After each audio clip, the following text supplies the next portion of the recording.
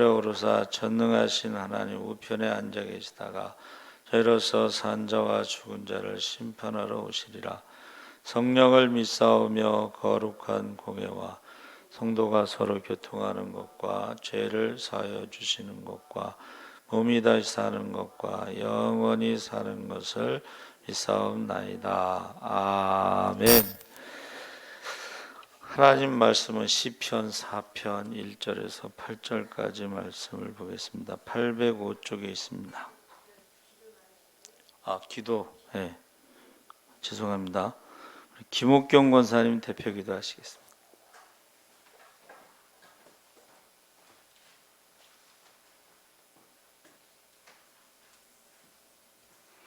감사합니다. 하나님, 고맙습니다. 하나님, 오늘 하루도 힘든 하루였지만 살아가게 하시고 이 저녁에 불러 모아주시니 감사를 드립니다.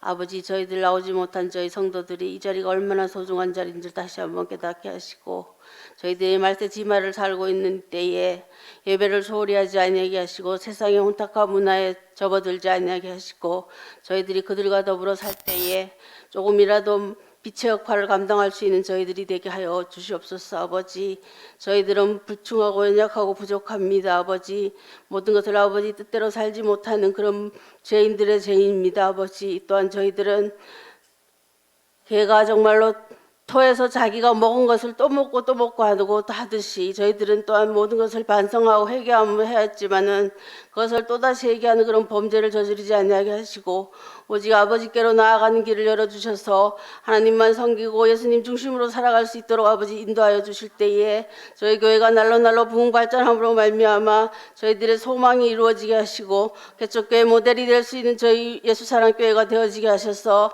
저희 모든 성도들 한 사람 한 사람이 성령의 충만하여져서 저희들의 복음을 전하지 아니하고는 견딜 수 없는 그러한 믿음을 허락하여 주시되 온전히 모일 수 있는 그런 힘도 허락하여 주시고 사모하는 마음도 허락하여 주시옵소서. 아버지, 내가 먼저 배려하지 못했고 내가 먼저 사랑하지 못했고 내가 먼저 섬기지 못했음을 아버지 이 시간 회개하게 하시고 저희들의 삶 속에 적용되는 삶이 되게 하여 주시옵소서. 아버지, 심히도 부족하고 연약합니다. 아버지께서 붙들어 주시지 아니하시면 어디로 가야 할 바를 모르는 부족하고 연약한 백성이 오매 저희들을 불쌍히 여기시어 아버지 품으로 인도하시고 저희들이 진정 아버지의 뜻을 따라 하늘나라의 소망을 두고 이 땅에 보물을 쌓아두는 것보다 하늘나라의 보물을 쌓아둘 수 있는 저희들이 될 수 있게 하시고, 이 자리에 참석하지 못한 모든 우리 모든 예수사랑 성도들 함께 아버지 축복 내려주시고, 저희들은 알 수 없지만 처지와 형편이 있사오매 모든 것을 아버지 안에서 모든 것을 축복으로 갚아주실 줄 믿습니다. 아버지, 이 시간 목사님 단위에 세우셨습니다. 능력의 말씀으로 저희들이 그 말씀을 달게 받아들이게 하시고 그 말씀을 적용해서 예수님의 사랑을 발견할 수 있게 하시고 그 말씀을 통해서 하나님의 진리를 발견할 수 있는 저희들이 될 때에 모든 것들 주님께 부탁드리오며 예수님의 이름으로 기도 올려옵나이다.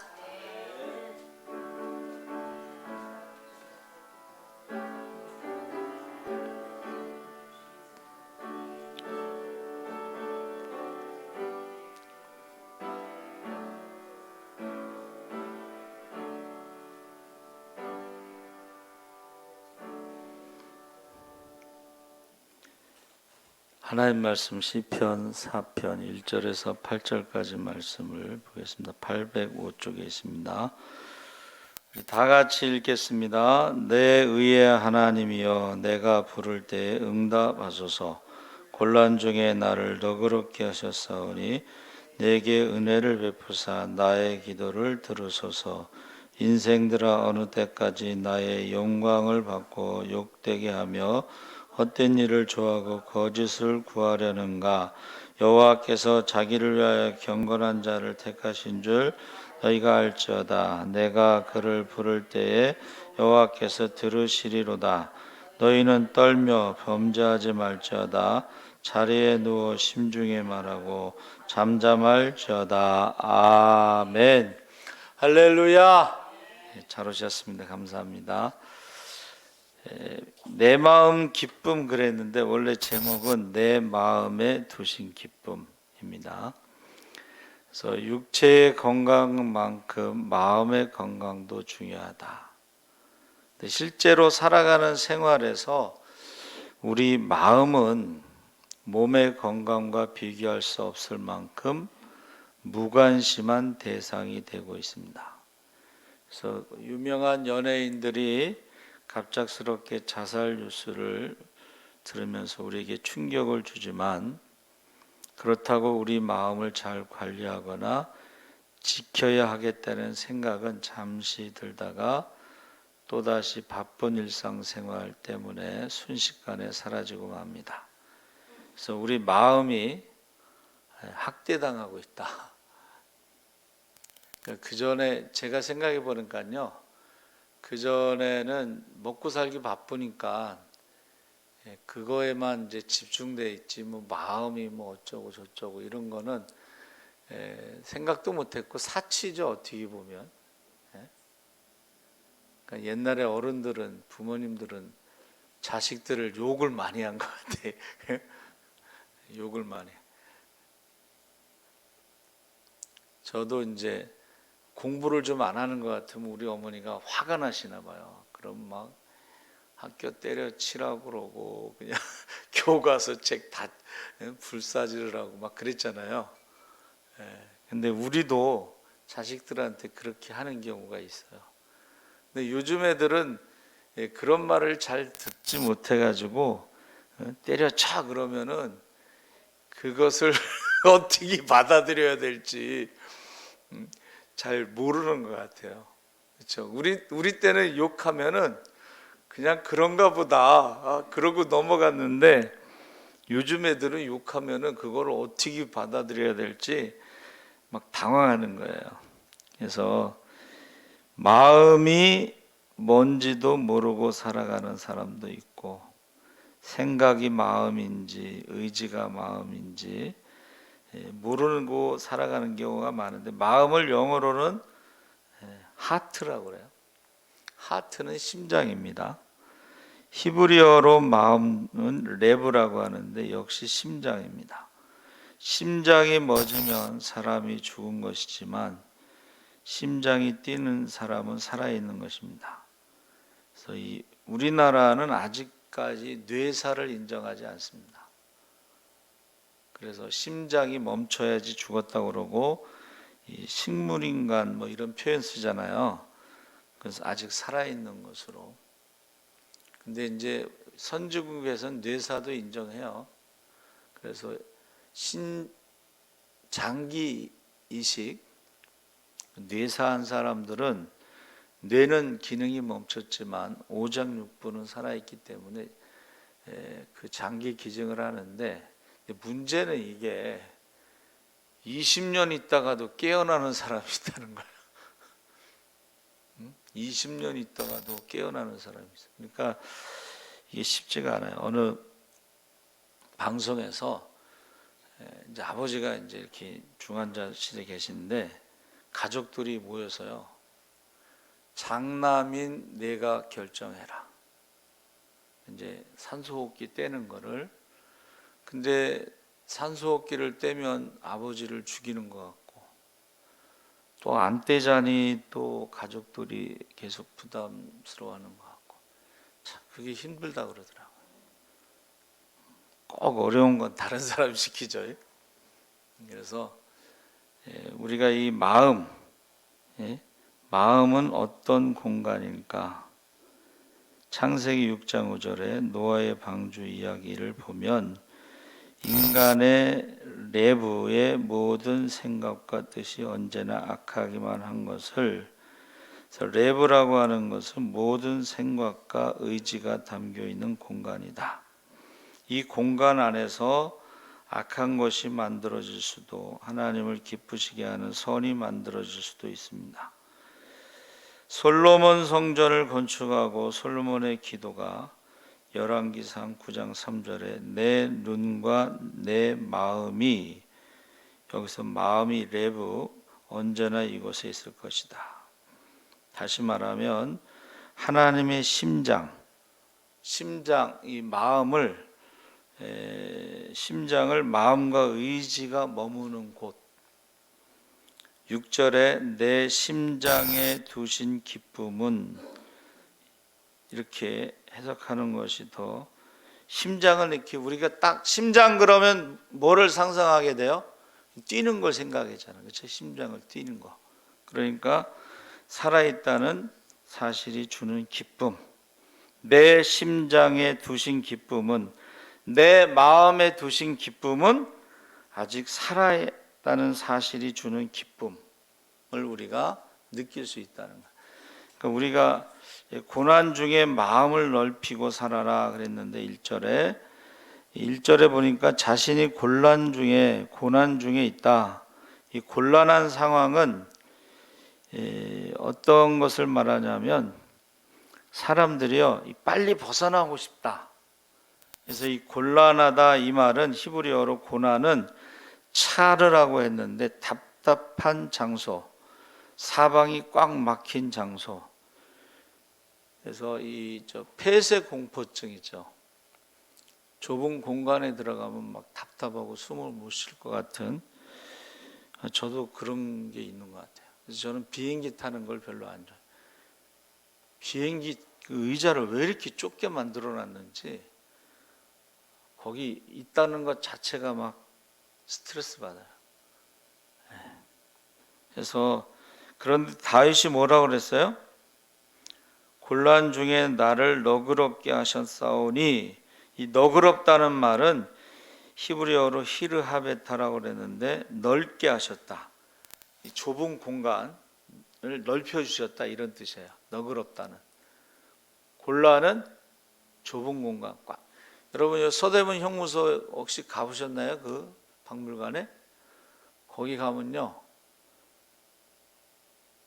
딱 사람이 딱 서 있어서 이렇게 들어가는 감옥이 있어요. 딱 들어가면 문을 닫잖아요. 그럼 딱 해서 무슨 미라처럼 딱 서 있는 사람이 거기 들어가면 미쳐버릴 것 같아요. 아마. 그게 곤란하다 이런 뜻이고, 거기에서 넓은 곳으로 확장시키는 것을 너그럽다 이렇게 말씀하고 있습니다.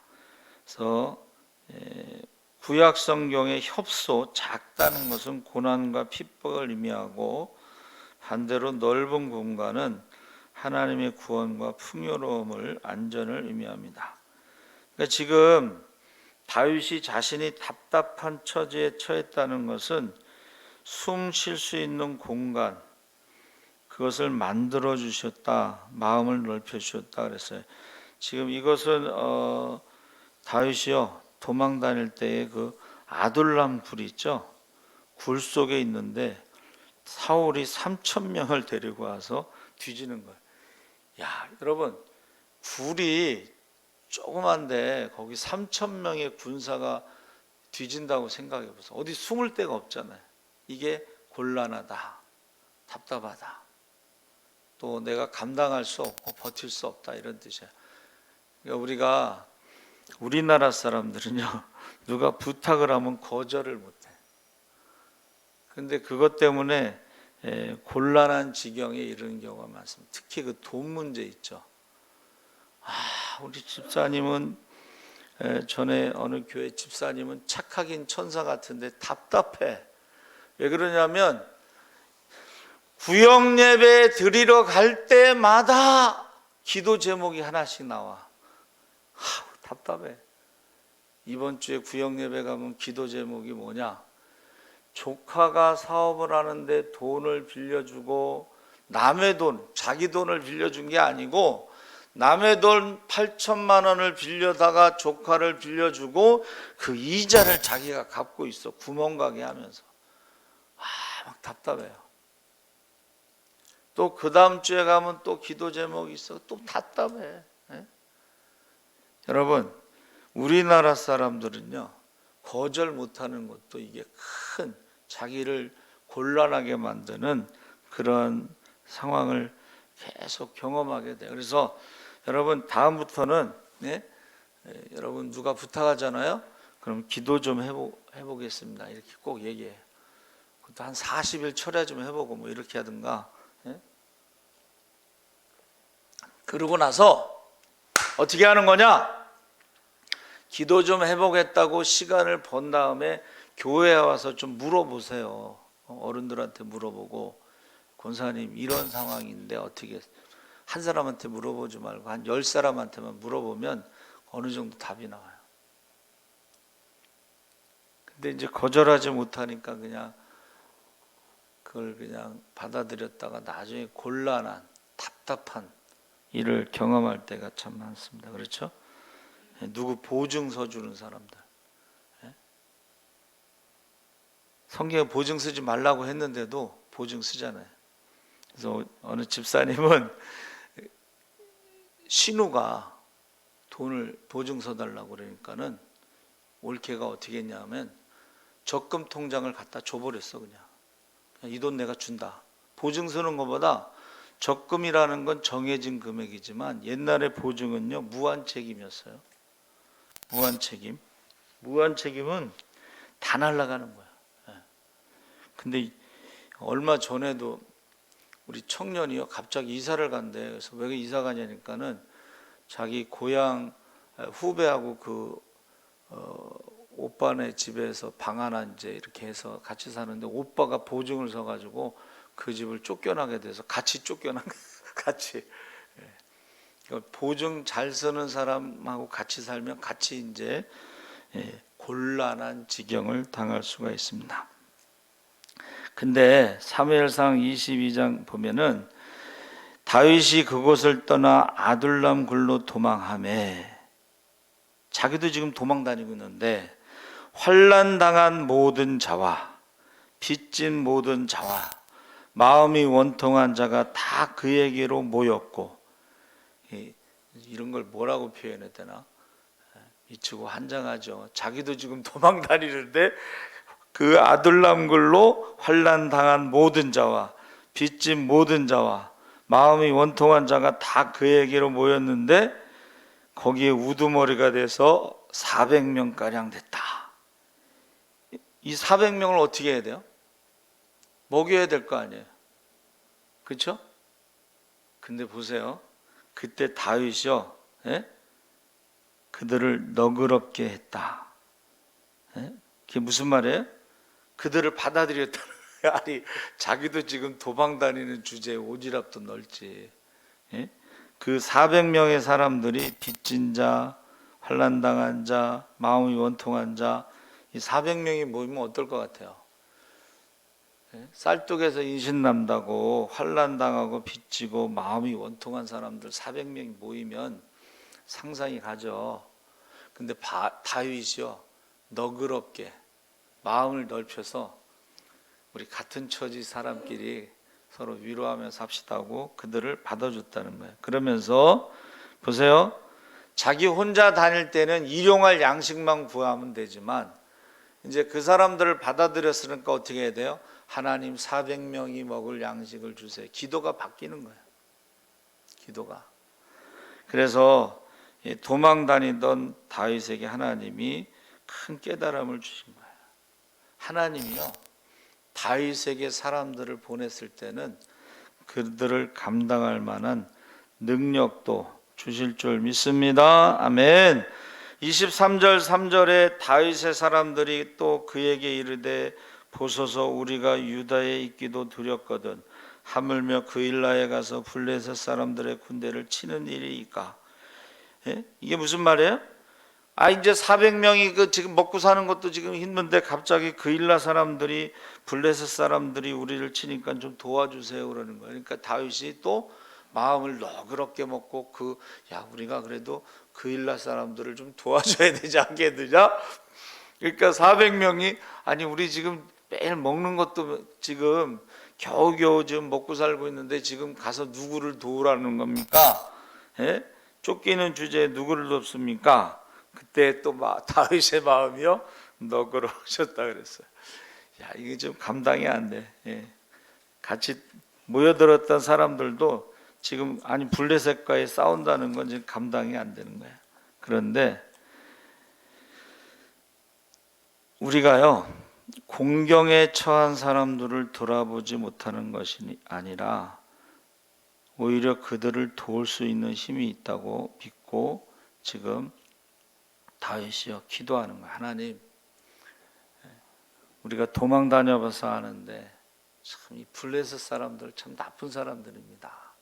힘없는 사람들을 괴롭히는 사람들입니다.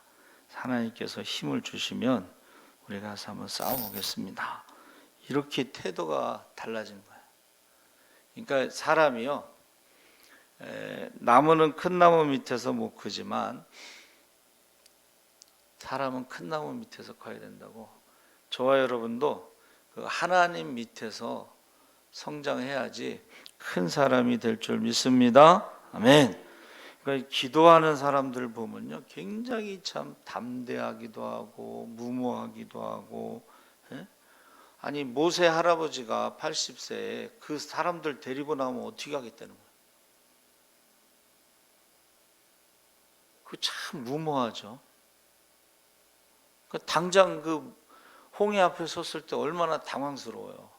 뒤에는 애굽 병사들이, 지금 장자가 다 죽고 나서 완전히 독이 오를 때까지 오른 사람들이 쫓아오는 거 아니에요? 근데요, 이 기도의 사람들이요, 하나님의 응답을 받고 하는 일을 보면 참 무모해. 어떻게 보면. 그런데 하나님이 그에게 기도를 통해서 하나님의 능력을 경험하게 하신 거죠. 그래서 곤란한 중에, 어려운 중에도 이 경건하게 믿음으로 사는데, 사람이 어려울 때 하나씩 버린다고 그래요. 자존심도 버리고 체면도 버리고 윤리와 도덕도 버리고. 그래서 아브라함이요, 자, 장막을 옮길 때마다 제단을 쌓고 하나님의 이름을 불렀는데, 그 가나안 땅이 기근이 들었을 때는, 보세요, 제단을 쌓으면서 지금 살아가는데 몸은 어디로 가는 거예요? 점점 애굽으로 가고 있다. 가나안 땅에서 몸은 애굽으로 가. 예배 드리고 입술로는 하나님을 고백하고, 그런데 몸은 지금 반대로 가고 있는 거예요. 우리가 신앙생활 할 때 이렇게 할 때가 많다는 거예요. 실컷 기도해 놓고는 이 몸은 불신의 세계로, 세상으로 점점 옮겨져 가는 그 모습을 볼 수가 있습니다. 거기서 더 나가서 어떻게 해요? 마귀가 그 때를 놓치지 않죠. 그러니까는 13절에 보니까 12장, 창세기 12장 13절에 원하건대 그들의 나의 누이라 하고 내가 그대로 말미암아 안전하고 내 목숨이 그대로 말미암아 보존되리라. 이 말은 뭐예요? 누이라고 아내를 팔아먹겠다, 이제 그런 뜻이에요. 이게 믿음의 행동은 아니죠.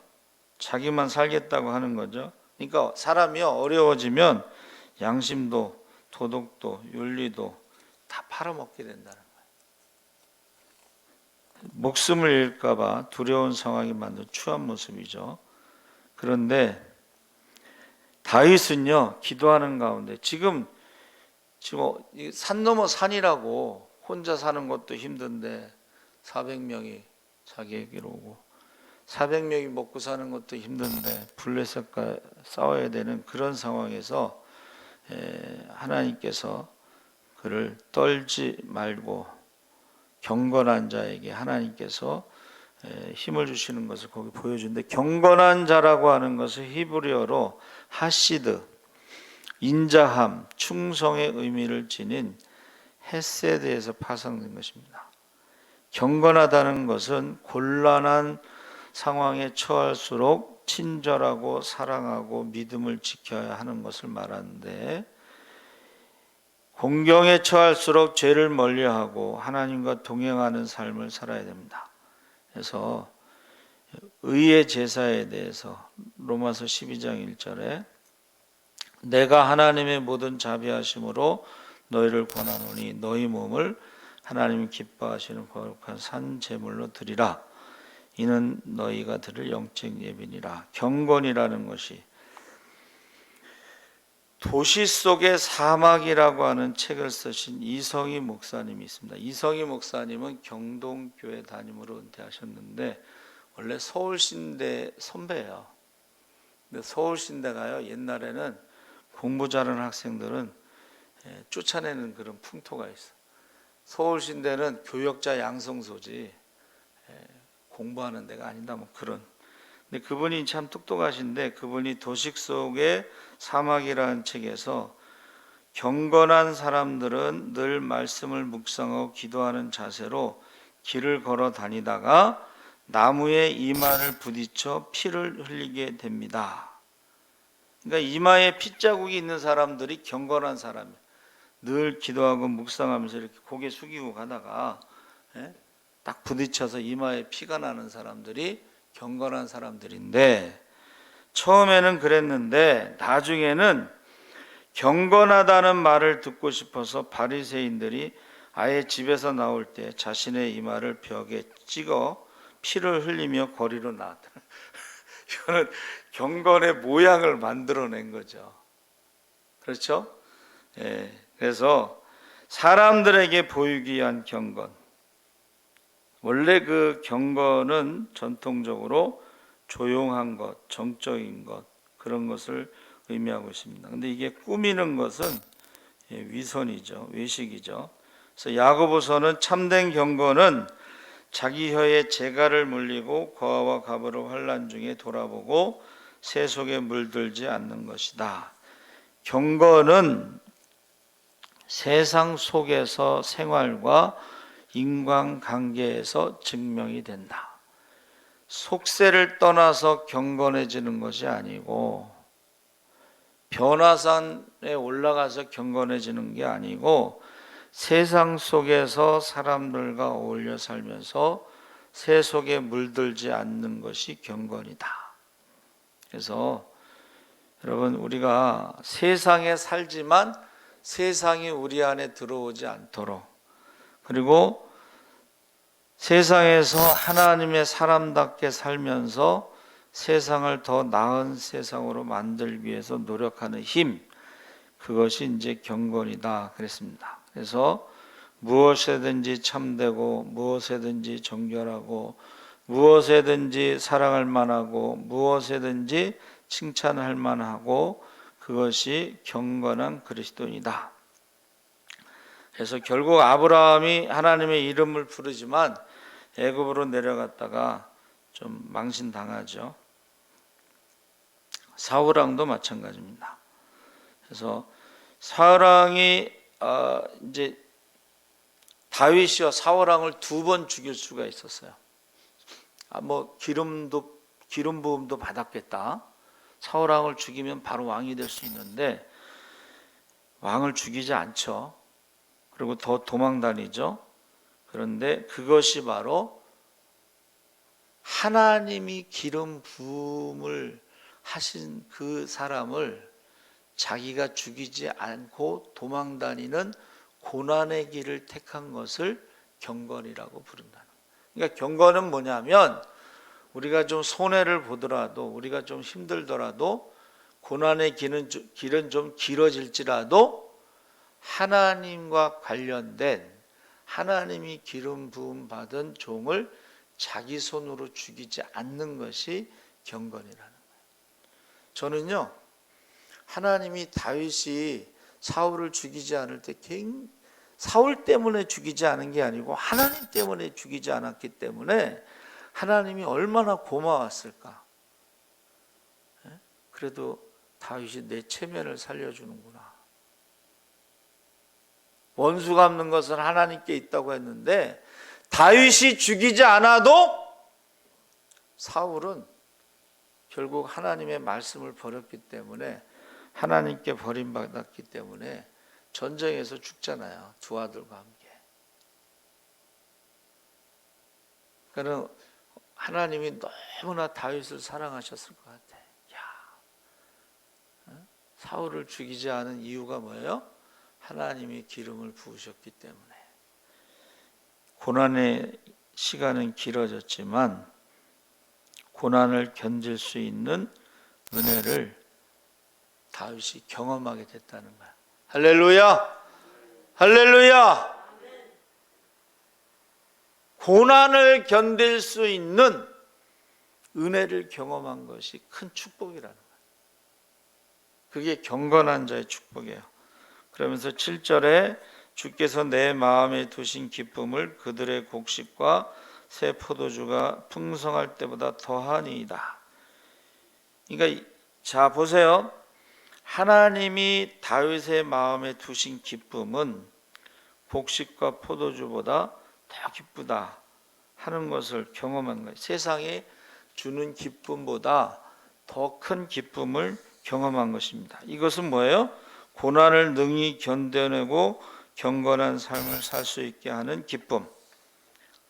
성장하는 기쁨이란 책에서 클러크 목사가요, 34세의 나이로 세상을 떠난 젊은 부인, 어머니 에디스 류스에 대해서 그러니까 자기 엄마 얘기를 하는 거예요. 지금 어머니는 낭창으로 세상을 떠나며 이런 글을 남겼어요. 낭창이 뭐냐면 루푸스 병이에요.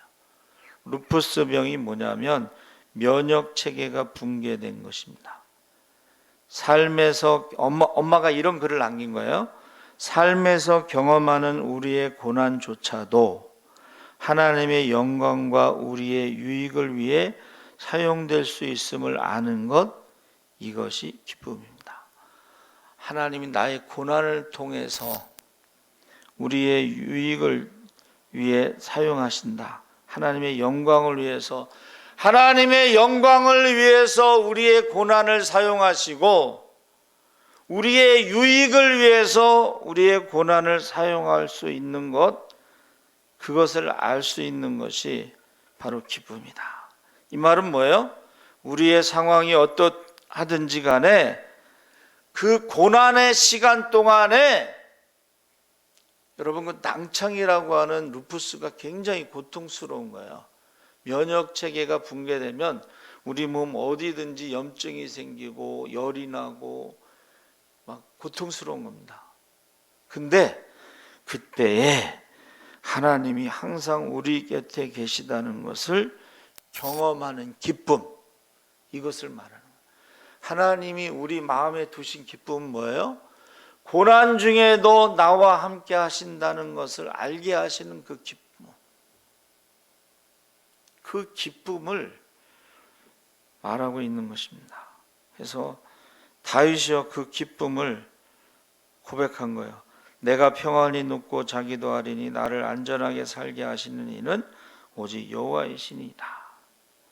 지금 계속 산 넘어 산, 계속 고난이 오는데 하나님이 함께 하시는 기쁨이 내 마음에 있다는 거예요. 야, 사울이 3,000명을 데리고 왔는데도 나를 못 찾는 거야.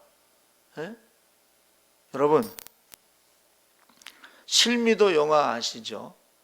그 실미도의 주인공이 아영교회 장로님이세요. 죽이러 왔잖아. 그 훈련받는 사람들을 죽이러 온 거예요. 바닷가예요.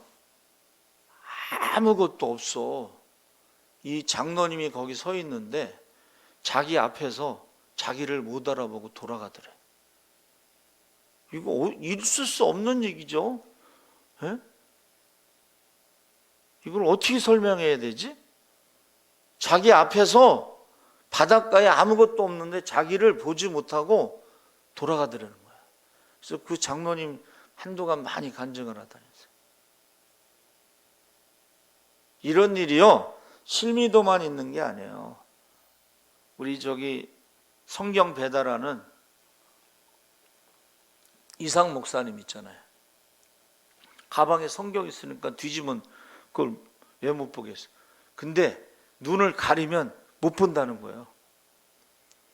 그럼 대개 걸리면 이제 성경책 다 뺏기고 이제 감옥에 가고 뭐 벌금 내고 뭐 이러잖아요. 근데 가방을 열었는데 성경을 못 보게 한다는 거예요. 그래가지고 가방하고 성경책하고 통과해가지고 성경을 배달하고 오는 일이 이게 한두 번이 아니라는 거예요. 저와 여러분이 어떤 어려움에 처했더라도 그 어려움 가운데 하나님이 함께 하시는 것을 느끼는 그 기쁨은, 이거는 세상의 어떤 기쁨보다 크다는 것을 말해주고 있어요.